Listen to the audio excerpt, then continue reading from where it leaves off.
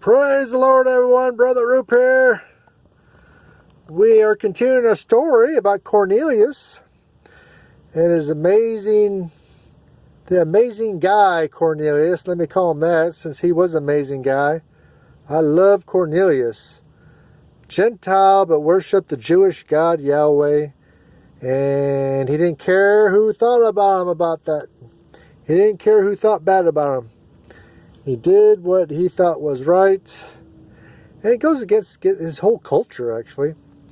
And he was a Roman. He expected to worship the Roman gods. I'm sure that held him back in the Roman army. But he was bold enough to do what was right. Anyway, we're in chapter 10, verse 23 of the book of Acts.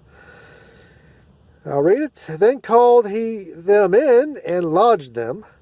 And on the morrow Peter went away with them, and certain brethren from Joppa accompanied him. Now, Cornelius received the angelic vision telling him to go to Joppa and get Peter, who was lodging with a tanner, which no Jew should be lodging with, but Peter was there, probably hiding out from his fellow Jews, because Jews would not follow him there. I think he's, that's what I think. I think he was hiding out, but anyway, because tanners dealt with dead animals, and that made Jews ceremoniously unclean. And so, Peter, when he met the people at the gate, Cornelius' men, at the gate of Simon the tanner, he called them in and he lodged them for the night, because it was getting later in the day, and people back then didn't travel at night because there's too many bandits on the road. You traveled during the day and you traveled in a crowd. No 911 back then. No police roaming around. You were on your own. You had to protect yourself. And so people didn't travel at night. They traveled during the day. So he lodged them. Simon the tanner, that says something about Simon the tanner. He just lodges everybody. He's a real friendly guy. Those folks from Cornelius, they're probably Romans. They probably were not Jews.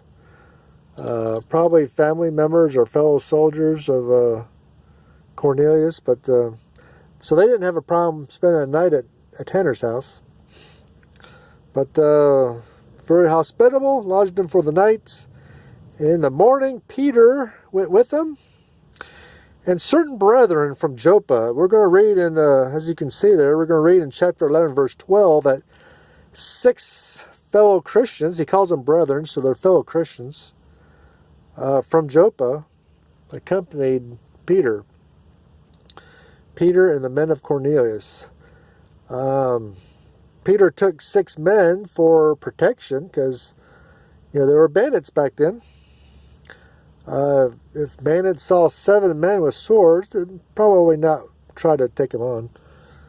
And plus, not only did Peter need to go with the group for protection, but he needed witnesses.